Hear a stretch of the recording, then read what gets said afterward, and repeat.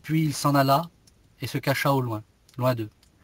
Malgré tant de miracles qu'ils avaient faits en leur présence, ils ne croyaient pas en lui, afin que s'accomplisse la parole qu'Ésaïe le prophète a prononcée, « Seigneur, qui a cru à notre prédication et à qui le bras du Seigneur a-t-il été révélé ?»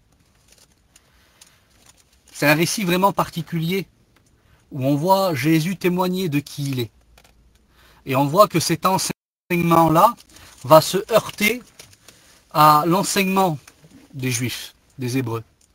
Et nous voyons qu'ils ne vont pas reconnaître cette lumière-là. Ils vont demeurer dans leur incrédulité et dans les ténèbres. Et ce soir, et d'une manière générale, il y a encore aujourd'hui beaucoup d'hommes et de femmes qui sont exposés à la lumière, qui sont exposés à l'évangile et qui, malgré tout, demeurent dans leurs conditions de ténèbres. Ils sont comme ce texte de l'Épître aux Corinthiens, dans le deuxième Épître aux Corinthiens, deuxième livre de l'Épître aux Corinthiens, au chapitre 4, verset 3, il nous est dit que le Dieu de ce siècle a aveuglé l'intelligence des hommes afin qu'ils ne voient pas briller la splendeur de l'évangile. C'est-à-dire que le Dieu de ce siècle a mis comme un voile sur le cœur des hommes afin que la clarté de la parole ne resplendisse pas sur leur vie. Mais je bénis Dieu parce que la Bible nous enseigne que en Jésus-Christ le voile est ôté. En Jésus-Christ le voile disparaît. Et aujourd'hui, c'est ce que Dieu veut pour toi. C'est ce que Dieu voudrait pour ta vie. Toi qui as écouté plein de fois la parole de Dieu, toi qui as été confronté à maintes reprises à l'évangile, Jésus voudrait que tu puisses considérer l'importance de cet instant. Et il y a un passage qui m'a interpellé dans cette lecture, c'est ce mot-là. Et à qui le bras du Seigneur a-t-il été révélé? Nous voyons que dans un premier temps, le bras de Dieu, la main de Dieu, la bonté de Dieu, l'amour de Dieu a été révélé au travers d'un peuple, Israël. Et ce peuple-là n'a pas toujours été fidèle. Bien au contraire, il a même renié celui qui est venu au nom du Père, celui qui était Dieu, celui qui est venu pour accomplir toute la parole dans son corps. Ils ne l'ont pas reconnu, c'est-à-dire ils n'ont pas reconnu le bras de l'Éternel. Mais même ceux aujourd'hui qui ne sont pas appelés Israélites ou Hébreux sont aussi de cette trempe-là, sont aussi de cette catégorie-là. Vous savez, il nous est dit dans le livre d'Ésaïe au chapitre 53, le livre va commencer comme ça, le chapitre va commencer comme ça. Il va dire, qui a reconnu le bras de l'Éternel? Il va commencer comme ça. Qui a reconnu le bras de l'Éternel? Et ensuite, il va dépeindre l'humiliation de Jésus. Il était parmi nous, élevé comme une faible plante, sorti d'une terre desséchée. Il n'avait ni beauté ni éclat pour attirer les regards. Mais le chapitre va commencer comme ça. Qui a reconnu le bras de l'Éternel? Et j'aimerais te poser cette question tout simple ce soir. Est-ce que tu reconnais le bras de l'Éternel sur ta vie? Est-ce que tu reconnais la main de Dieu sur ton cœur, sur ton âme, la main de Dieu sur tes enfants, la main de Dieu sur ta famille, sur ta femme, sur tes parents? Est-ce que tu es capable, avec le discernement, avec ta conscience d'homme ou de femme éloigné de Dieu, la main de Dieu sur ta vie? Parce que laisse-moi te dire que malgré ta condition d'éloignement, malgré ce que tu es, la main de Dieu est sur ta vie. Dieu est en train d'œuvrer, même toi qui ne le conçois pas, même toi qui es rebelle à la parole, même toi qui es éloigné et qui te permet de vivre dans une vie de péché. Ouvre tes yeux, regarde autour de toi, vois tes enfants, vois ta femme, vois ton mari, vois ta famille. Ne vois-tu pas le bras de Dieu sur ta vie? Il serait temps aujourd'hui de reconnaître la main de Dieu. Il serait temps aujourd'hui de reconnaître le bras de Dieu sur ta vie. J'ai écouté un témoignage l'autre jour et ça a touché mon cœur. J'aimerais vous le partager. C'était une sœur qui attendait une bénédiction de Dieu et qui, dans cette attente-là, était découragée. Et elle ne voyait pas la main de Dieu sur sa vie, bien qu'elle était là, bien que Dieu était présent. Mais l'ennemi a cette faculté pour obscurcir même la vision des chrétiens. Et dans cette épreuve-là, elle voyait un chemin long et pénible. Et pour elle, c'était difficile de s'en sortir. Et puis, Un jour, une sœur, une des sœurs qui était là, Dieu lui avait mis dans son cœur. Et puis c'était sa prière, ça, cette sœur-là. Elle disait, Seigneur, je voudrais tellement ressentir tes bras autour de moi. Je voudrais tellement, Seigneur Dieu, savoir simplement que tu es là, dans mon épreuve, dans ma difficulté. Et ce témoignage nous dit que un jour, une sœur, Dieu lui avait mis dans son cœur d'aller vers elle. D'aller vers cette sœur-là, cette sœur qui était découragée. D'aller vers elle et de lui dire tout simplement, voilà, je te prends dans mes bras. Et ces bras-là sont les bras d'amour de Dieu pour toi. Et cette sœur-là, qui a ressenti ce mot fort de Dieu dans son cœur, a eu peur, a eu cette crainte-là. Et elle a mis du temps, Et ce temps-là, c'était compliqué, et puis elle pensait que cette pensée venait d'elle. Et un jour, tellement que l'Esprit de Dieu était sur elle, elle n'a pas pu faire autrement. Elle a été vers sa sœur, et elle l'a pris dans ses bras, et elle lui a dit ces mots. Aujourd'hui, les bras de Dieu sont sur toi, et il t'entoure de son amour. Ce témoignage nous dit que cette sœur a été bouleversée. Vous savez, des fois, il nous faut un exemple physique pour qu'on puisse discerner le bras de Dieu sur notre vie. Mais j'aimerais te dire, crois-moi, Dieu est là et il désire t'entourer de ses bras d'amour. Tu sais, un jour, une femme a reconnu le bras de Dieu sur sa vie. Elle a vu que Dieu était là sur sa vie, prêt à l'entourer de ses bras d'amour, et elle l'a reconnu. Isaïe 53 nous dit, qui a reconnu le bras de l'Éternel? Il serait temps ce soir que tu puisses reconnaître la main de Dieu sur toi. Dieu désire rétablir ta vie. Dieu désire bénir ta vie. Cette femme, nous la retrouvons dans le livre de Luc, au chapitre 1, verset 51. C'est quand Marie va rendre visite à Élisabeth. Et elle va dire ces mots. Il a déployé la force de son bras. Amen. Il a déployé la force de son bras. Sa puissance est là, sur ma vie. Il a déployé la puissance de son bras sur moi, la force de son bras. Il a dispersé ceux qui avaient dans le cœur des pensées orgueilleuses. Peut-être que, et c'est une certitude, et ce n'est pas de la prétention parce que c'est vrai, vous savez, d'une manière générale, l'homme dans le monde a sa fierté et son orgueil.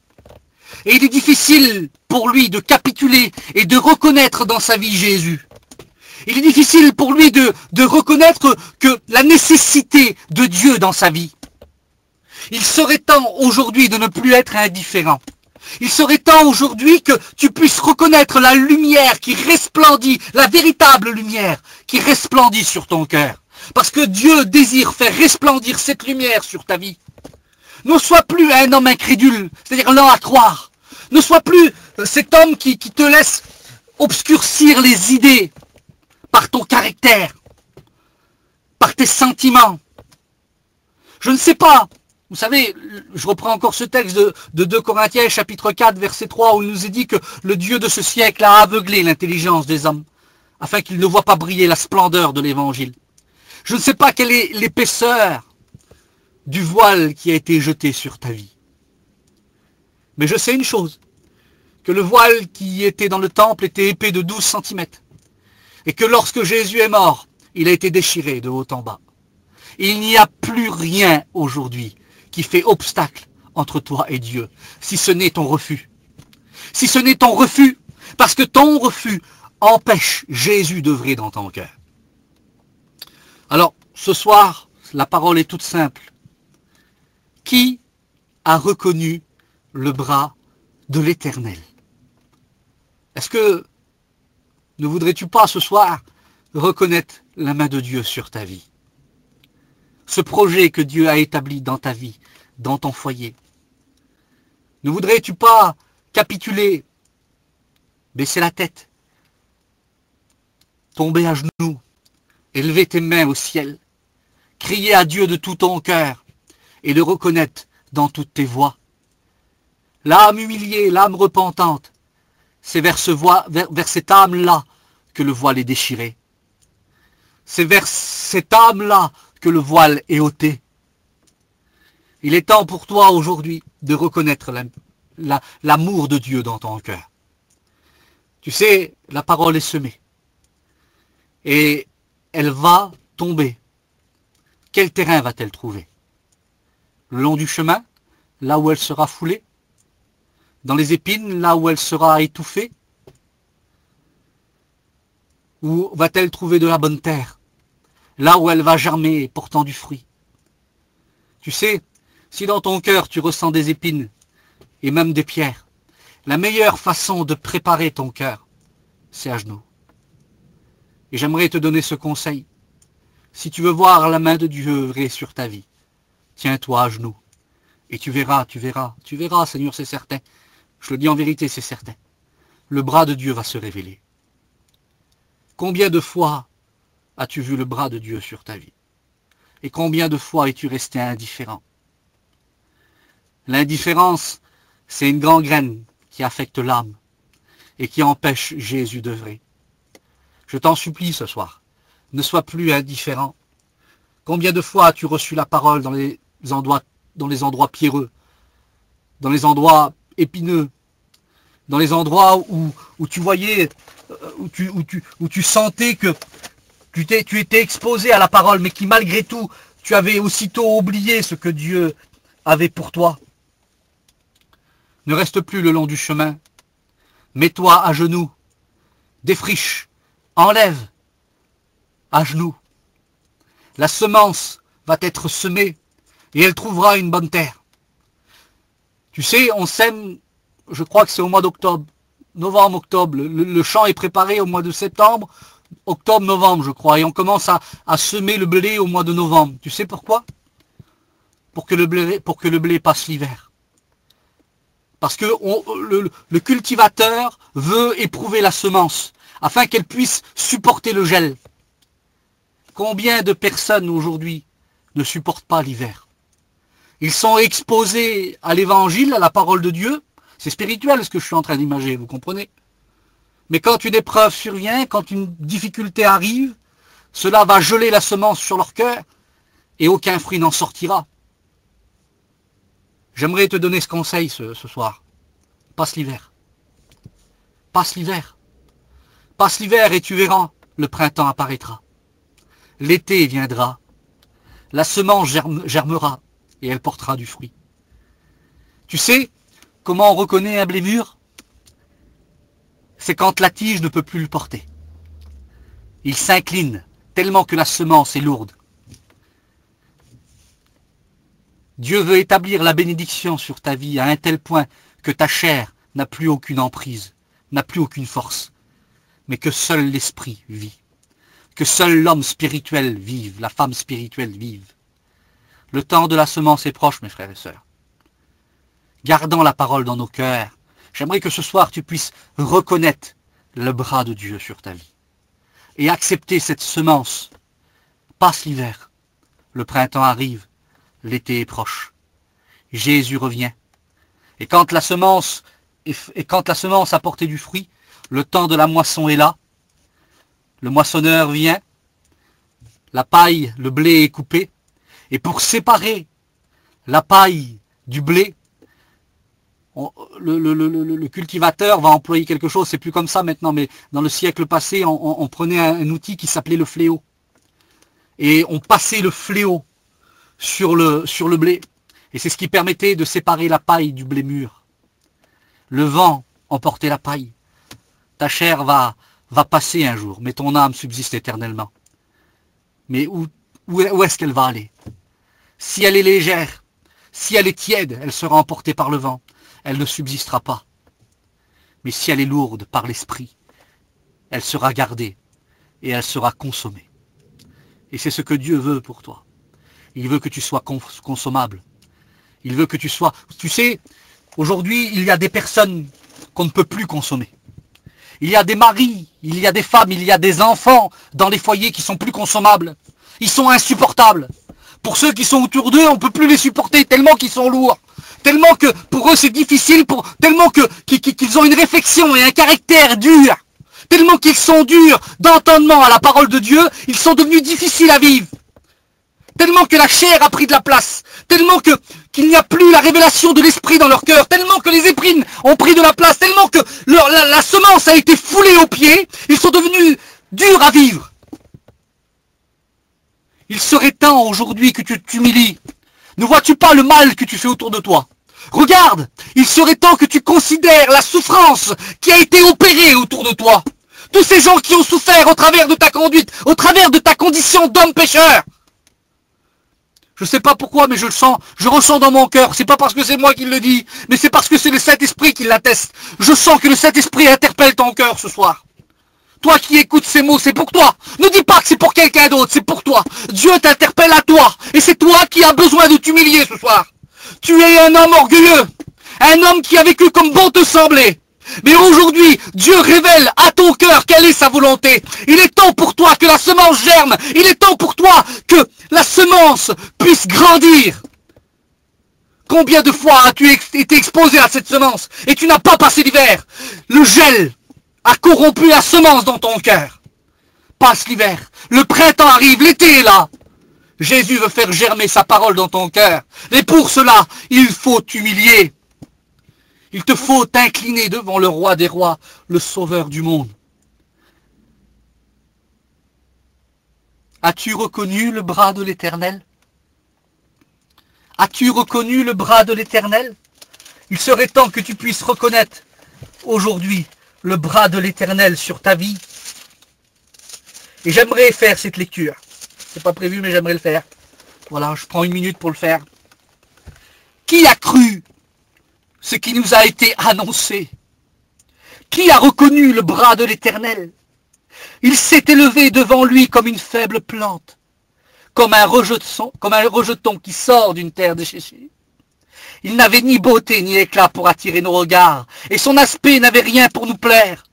Méprisé, il a souffert le mépris pour toi, et abandonné des hommes pour toi, homme de douleur pour toi, et habitué à la souffrance.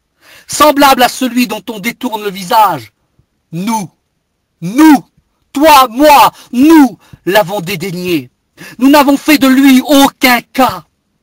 Cependant, même si tu n'as fait de lui aucun cas, même si tu as méprisé ce qu'il a été pour toi, cependant, ce sont tes souffrances, ce sont mes souffrances qu'il a portées. C'est de nos douleurs qu'il s'est chargé. Et nous l'avons considéré comme puni de Dieu, frappé de Dieu et humilié. Mais il a été blessé pour nos péchés, pour ton péché, brisé pour nos iniquités. Et le châtiment qui nous donne la paix est tombé sur lui. Et c'est par ses meurtrissures que nous sommes guéris. Alléluia. Nous étions tous errants comme des brebis. Chacun suivait sa propre voie. Et l'Éternel a fait retomber sur lui l'iniquité de nous tous. Il a été maltraité et opprimé, mais il n'a point ouvert la bouche. Semblable à un agneau qu'on mène à la boucherie, à une brebis muette devant ceux qui la tondent, il n'a point ouvert la bouche. Il a été enlevé par l'angoisse et le châtiment. Et parmi ceux de sa génération qui a cru qu'il a été retranché de la terre des vivants et frappé pour le péché de mon peuple, qui a cru? C'est une interrogation ce soir pour toi. Il serait temps que tu reconnaisses le bras de l'Éternel sur ta vie.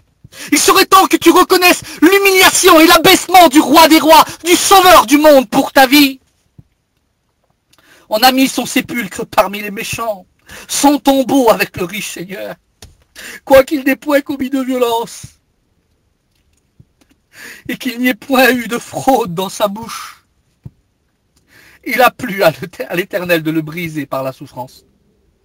Mais, alléluia, après avoir livré sa vie en sacrifice pour le péché, il verra une postérité et prolongera ses jours. Amen. Et l'œuvre de l'Éternel prospérera entre ses mains. Alléluia.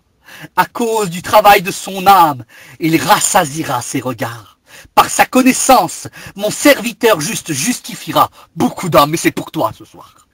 C'est pour toi. Voilà le résultat. Voilà le salut pour ta vie. Il se chargera de leur iniquité. C'est pourquoi je lui donnerai sa part avec les grands. Il partagera le butin avec les puissants, parce qu'il s'est livré lui-même à la mort et qu'il a été mis au nombre des malfaiteurs, parce qu'il a porté les péchés de beaucoup d'hommes et qu'il a intercédé pour les coupables. Je te loue, mon roi. Merci, Seigneur. Ta parole, Seigneur, est puissante et ton amour est grande. Aucun mot dans le langage de l'homme n'est capable, Seigneur, de démontrer ta gloire, ta grâce et ton amour. Aucun mot. Car, Seigneur, il t'a plu de révéler l'amour, Seigneur Dieu, pour nous, par le sacrifice de la croix et le don, Seigneur Dieu, de la croix du Fils pour nous, Seigneur. Et aujourd'hui, je reconnais dans ma vie ton bras. Je veux reconnaître dans ma vie, Seigneur, ton bras, ta gloire, ta grâce, car tu es celui qui m'entoure de tes bras d'amour. Et aujourd'hui, Seigneur, tu interpelles chacun et chacune d'entre nous dans cette soirée, afin que nous puissions reconnaître ton bras sur nos vies. Oui, Seigneur, bénis mes frères, bénis mes sœurs, mais bénis aussi nos amis qui écoutent ce message. Qu'ils puissent chacun, Seigneur Dieu, reconnaître le bras, ton bras sur nos vies. Car tu es plein d'amour et tu es venu te révéler. Tu es venu te dépouiller pour moi. Et je veux être reconnaissant pour cela, Seigneur. Merci, Seigneur, pour ce qui a été fait. Bénis mes frères, bénis mes sœurs, et que ta parole trouve le chemin des cœurs. Merci, Seigneur, pour ce qui a été fait et dit. Gloire soit rendue au roi des rois. Merci, Jésus. Amen.